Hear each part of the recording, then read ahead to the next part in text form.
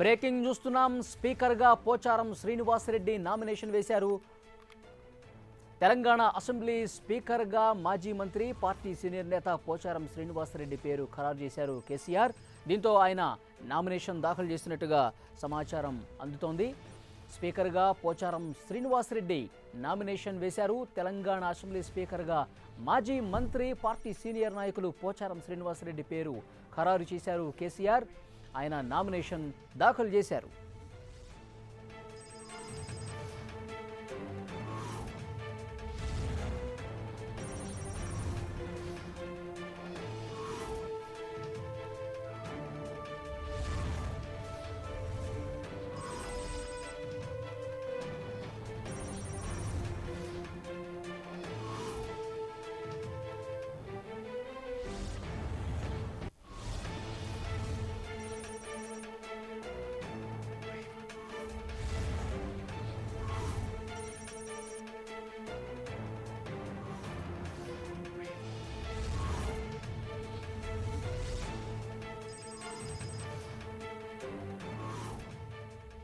స్పీకర్గా పోచారం శ్రీనివాసరెడ్డి నామినేషన్ వేశారు. తెలంగాణ అసెంబ్లీ స్పీకర్గా మాజీ మంత్రి పార్టీ సీనియర్ నాయకులు పోచారం శ్రీనివాసరెడ్డి పేరు ఖరారు చేశారు సీఎం కేసీఆర్.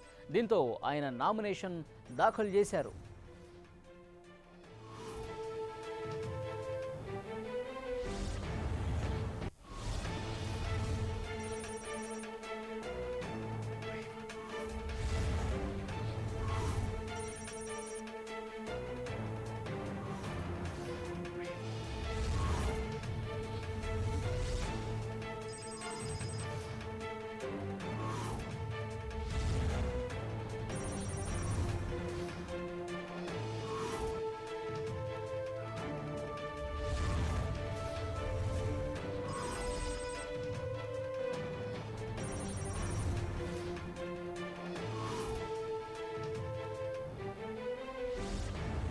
పోచారం శ్రీనివాసరెడ్డి స్పీకర్గా నామినేషన్ వేసినట్లు సమాచారం ఉంటుంది. పూర్తి డీటెయిల్స్ తెలుసుకుందాం.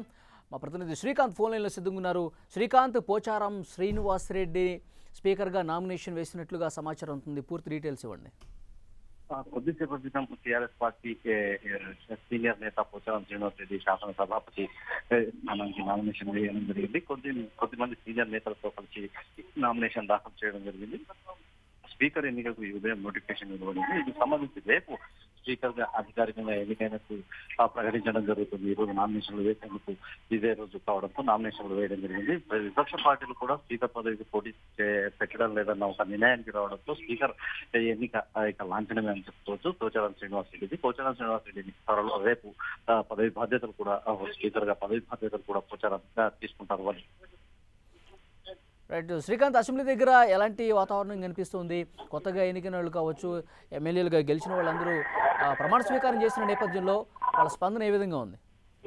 అంటే కొత్తగా ఈ అసెంబ్లీలో దాదాపు 27 మంది శాసనసభ్యులు కొత్తగా తొలిసారి అసెంబ్లీలో పాలు పెడుతున్నారు. వాళ్ళంతా కూడా ఎంతో ఉత్సాహంగా కనిపిస్తున్నారు. రాబోయే 5 ఏళ్లకు సంబంధించి తమ కార్యాచరణ ఎలా ఉండబోతుంది, తమ నియోజకవర్గాలకు ఇచ్చిన హామీలు ఎలా నెరవేర్చాలనే అంశంపైన ప్రధానంగా దృష్టి సారిస్తామని కొత్త ఎమ్మెల్యేలు మనకు చెప్పడం జరుగుతుంది. అదేవిధంగా సీనియర్లు కూడా రాబోయే 5 ఏళ్లకు సంబంధించి ప్రభుత్వ పరంగా తీసుకోవాల్సిన అన్ని నిర్ణయాల్లో భాగస్వామ్యం అవుతున్నాయి. పార్టీ పరంగా ముందుకు వెళ్తామన్న అభిప్రాయాన్ని చెప్తా ఉన్నారు. అభివృద్ధి కేంద్రీకరిస్తామన్న ఒక స్పష్టమైన అభిప్రాయాన్ని వ్యక్తం చేస్తున్నారు. అని తెలంగాణ అసెంబ్లీ ఈ 2వ శాసనసభ తొలి రోజు కావడంతో అంత హడావిడిగా ఇక్కడ కనిపిస్తుంది. ఎమ్మెల్యేలు వారి కుటుంబ సభ్యులు పెద్ద ఎత్తున అసెంబ్లీకి తరలి రావడం జరిగింది. ఎమ్మెల్యేల ప్రమాణ స్వీకారం గురించి చూసేందుకు వారి కొంతమంది ఎమ్మెల్యేల కుటుంబ సభ్యులు కూడా రావడం జరిగింది. వారంతా గ్యాలరీలో కూర్చొని ఎమ్మెల్యేల ప్రమాణ స్వీకారాన్ని ప్రత్యక్షంగా వీక్షించారని చెప్పుకోవచ్చు. అదేవిధంగా ఈ రోజు ప్రమాణ స్వీకారం చేసిన ఎమ్మెల్యేలకు అసెంబ్లీకి సంబంధించిన నిబంధనల పుస్తకాలను కూడా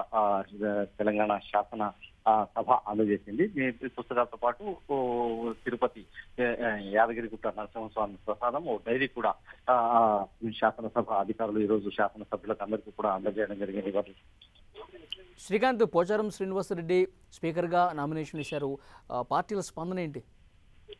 పోచారం శ్రీనివాసరెడ్డి విషయానికి వస్తే పార్టీలో సీనియర్ నేతగా అంటే రాజకీయాల్లో సుదీర్ఘ అనుభవం ఉన్న నేతగా చెప్పుకోవచ్చు. 4-5 సార్లు ఎమ్మెల్యేగా విజయం సాధించడం అనేది టీడీపీ పీరియడ్ అంటే ఉమ్మడి రాష్ట్రంలో తెలుగుదేశం పార్టీ నుంచి ప్రాతినిధ్యం వహించిన గతంలో కూడా మంత్రిగా వ్యవహరించారు. టీఆర్ఎస్ ప్రభుత్వం అంటే తెలంగాణ రాష్ట్ర ఏర్పాటు తర్వాత టీఆర్ఎస్ ప్రభుత్వంలో కూడా తొలి విడతలో మంత్రిగా వ్యవసాయ శాఖ మంత్రిగా పనిచేస్తారు. సీనియర్ నేతగా గుర్తింపు ఉండడంతో సీనియర్ నేతకు శాసనసభాపతి స్థానాన్ని టీఆర్ఎస్ కట్టబెట్టిందని చెప్పుకోవచ్చు. సీనియర్ నేతకు అవకాశం కల్పించడంతో సీనియర్ పార్టీ నేతలంతా కూడా సంతృప్తి వ్యక్తం చేస్తున్నారు. ఇందుకు సంబంధించి పార్టీ నేతల్లో పూర్తిగా శాసనసభాపతి స్థానం ఎవరికి దక్కుతుందన్న ఉత్కంఠ ఈ ఉదయం వరకు కొనసాగింది. అయితే పార్టీ అధికారికంగా ఎలాంటి ప్రకటన చేయకపోయినా పోచారం శ్రీనివాసరెడ్డి పేరు దాదాపు ఖరారైందనే వార్తలు నిన్నటి నుంచి మనం వింటూనే ఉన్నాం. అందుకు అనుగుణంగానే పోచారం శ్రీనివాసరెడ్డి కొద్దిసేపటి క్రితం నామినేషన్ దాఖలు చేయడం జరిగింది. Thank you Srikanth.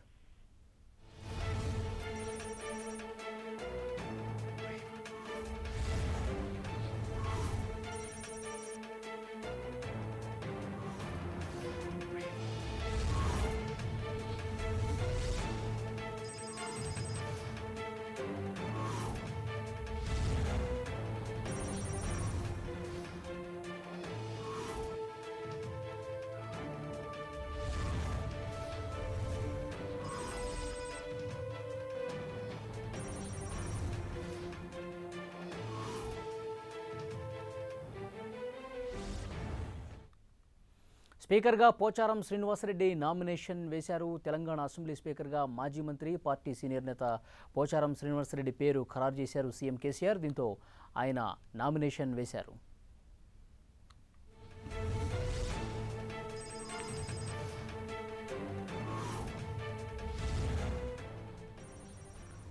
పోచారం శ్రీనివాసరెడ్డి స్పీకర్గా నామినేషన్ దాఖలు చేశారు. ఇదే అంశానికి సంబంధించి పూర్తి డీటెయిల్స్ తెలుసుకునే ప్రయత్నం చేద్దాం. Deputy input editor Kalyan phone లైన్లో సిద్ధంగా ఉన్నారు.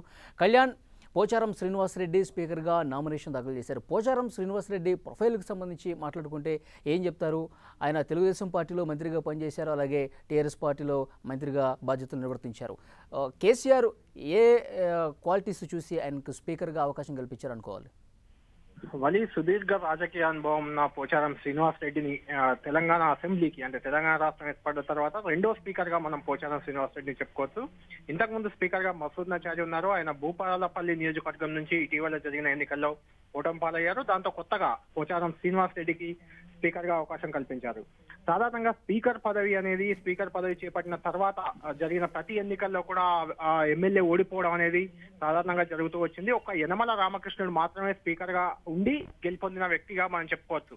ఈ నేపథ్యంలో స్పీకర్ పదవి తీసుకోవడానికి టీఆర్ఎస్ కీలక నేతలు, ముఖ్య నేతలు చాలా మంది కూడా విముఖత చూపారు. ఇందులో ఈటెల రాజేందర్, పద్మా దేవేందర్ రెడ్డి ఇలాంటి నాయకులంతా కూడా ఉన్నారు. రెడ్డి నాయక్ లాంటి వాళ్ళతో కూడా మాట్లాడారు. అయితే వాళ్ళు అంత సుముఖత వ్యక్తం చేయలేదు. ఇంద్రకరణ్ రెడ్డితో కూడా ఈ రోజు మరోసారి ఇంద్రకరణ్ రెడ్డి, పోచారం శ్రీనివాస్ రెడ్డి ఇద్దరితో చర్చలు జరిపారు సీఎం కేసీఆర్. ఆ తర్వాత పోచారం ని స్పీకర్ గా ఖరారు చేశారు. ఈ రోజు ఉదయం ప్రగతి భవన్ లో స్పీకర్ పోచారం శ్రీనివాస్ రెడ్డి సీఎం కేసీఆర్ భేటీ అయ్యారు. ఆ తర్వాత సీఎం కేసీఆర్ తోనే పోచారం శ్రీనివాస్ రెడ్డి గన్ పార్క్ కు వచ్చారు. అక్కడి నుంచి అసెంబ్లీకి వచ్చారు. నామినేషన్ కూడా దాఖలు చేశారు. అయితే పోచారం శ్రీనివాస్ రెడ్డి సుదీర్ఘ రాజకీయ అనుభవం నేపథ్యానికి తోడు సీనియర్ ఎమ్మెల్యేగా ఉన్నారు. అదేవిధంగా కొంత ఆరోగ్య పరిస్థితుల రీత్యా కూడా పోచారం శ్రీనివాస్ రెడ్డి మంత్రిగా మరోసారి శాఖ కేటాయిస్తే పని చేయలేరేమోనే అభిప్రాయం వ్యక్తమైంది. ఇటీవలే అతనికి శస్త్రచికిత్స కూడా జరిగింది. ఈ నేపథ్యంలో ఆయన అనుభవాన్ని మొత్తం వాడుకునే దిశగా ఇప్పుడు స్పీకర్ పదవికి సీఎం కేసీఆర్ ఎన్నిక చేశారు. ఆయన నామినేషన్ కూడా దాఖలు చేశారు. దీంతో డిప్యూటీ స్పీకర్ ఎవరనే ఉత్కంఠ అనేది మొదలైంది. బాల్కొండ నియోజకవర్గం నుంచి వరుసగా పోచారం శ్రీనివాస్ రెడ్డి గెలుపొందుతూ వస్తున్నారు. గతంలో టీడీపీ హయాంలో మంత్రిగా పనిచేశారు. గత సీఎం కేసీఆర్ మంత్రివర్గంలో కూడా ఆయన వ్యవసాయ శాఖను సమర్థవంతంగా నిర్వహించారు. వ్యవసాయ శాఖ చాలా కీలక శాఖగా ఉంది. రైతు బీమా, రైతు బంధు లాంటి పథకాలన్నీ కూడా రూపకల్పన జరిగింది కూడా పోచారం శ్రీనివాస్ రెడ్డి మంత్రిగా ఉన్నప్పుడే. అయినప్పటికీ ఆయన వయసు రీత్యా, అనుభవం రీత్యా ఆయన యాక్టివ్ గా పనిచేయలేరమనే ఆలోచన రీత్యా సీఎం కేసీఆర్ ఈ నిర్ణయం తీసుకున్నట్లు మనకు తెలుస్తుంది. వచ్చే ఎన్నికల్లో కూడా బాల్కొండ నియోజకవర్గం నుంచి స్పీకర్ గా ప్రస్తుతం ఎన్నిక కాబోతున్న పోచారం శ్రీనివాస్ రెడ్డి పోటీ చేసే అవకాశాలు లేవు. అక్కడి నుంచి పోచారం శ్రీనివాస్ రెడ్డి తనయుడు భాస్కర్ రెడ్డి ఇప్పటికే యాక్టివ్ గా రాజకీయాల్లో ఉన్నారు. ఆయనకే వచ్చే ఎన్నికల్లో ఆయన పోటీ చేసే అవకాశం ఉంది. అంటే దీని ద్వారా స్పీకర్ గా పోటీ చేసిన వాళ్ళు వచ్చే ఎన్నికల్లో ఓడిపోతారనే ఒక సెంటిమెంట్ రీత్యా కూడా పోచారం శ్రీనివాస్ రెడ్డి పోటీకి దూరంగా ఉండాలని నిర్ణయించుకున్నట్లు మనకు తెలుస్తుంది. వాళ్ళకి కళ్యాణ్, పోచారం శ్రీనివాసరెడ్డి నామినేషన్కి సంబంధించి విపక్ష పార్టీల ఏ రకంగా స్పందిస్తున్నారు? పోచారం శ్రీనివాస్ రెడ్డికి ముఖ్యంగా వివాద రహితుడిగా పేరుంది. అన్ని పార్టీల్లో కూడా ఆయనకు సన్నిహిత సంబంధాలు ఉన్నాయి. ముఖ్యంగా కాంగ్రెస్ పార్టీ అన్ని పార్టీలను కూడా నిన్న సీఎం కేసీఆర్ అభ్యర్థించారు.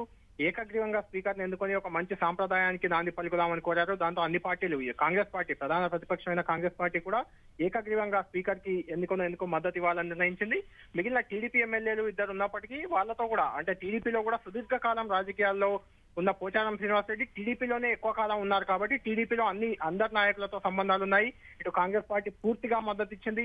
అటు ఉద్యమ సమయంలో టీఆర్ఎస్ లో చేరి ఎమ్మెల్యేగా ఎన్నిక కావడం అనేది పోచారం శ్రీనివాసరెడ్డికి, ఇటు ఉద్యమకారుల్లో టీఆర్ఎస్ పార్టీలో కూడా మంచి పేరు ఉంది. ఈ నేపథ్యంలో స్పీకర్ గా పోచారం ఉండడం అనేది అన్ని రాజకీయ పక్షాల నుంచి కూడా హర్షం వ్యక్తం అవుతుంది. అయితే స్పీకర్ గా ఏకపక్షంగా కాకుండా అన్ని పక్షాలను సమానంగా చూడాలంటూ కూడా కాంగ్రెస్ పార్టీ నేతలు కోరుతున్న పరిస్థితి మనకు కనిపిస్తుంది. ఇవాళ కళ్యాణ్, డిప్యూటీ స్పీకర్ ఎవరికి దక్కే అవకాశం కనిపిస్తుంది? ఇంతకుముందు పద్మాదేవేంద్రుడు ఉన్నారు, ఈసారి మహిళా మంత్రి కోటాలో పద్మాదేవేంద్రెడ్డిగా ఒక ఛాన్స్ ఉండే అవకాశం ఉందని ఒక చర్చ జరుగుతుంది. ఈ నేపథ్యంలో పద్మాదేవేంద్రెడ్డి మళ్ళీ డిప్యూటీ స్పీకర్ కొనసాగుతారా, లేకపోతే వేరే కొత్త వాళ్ళకి వచ్చే అవకాశం ఉందా? ఆ కొత్త వాళ్ళు వస్తే ఎవరై ఉంటారని?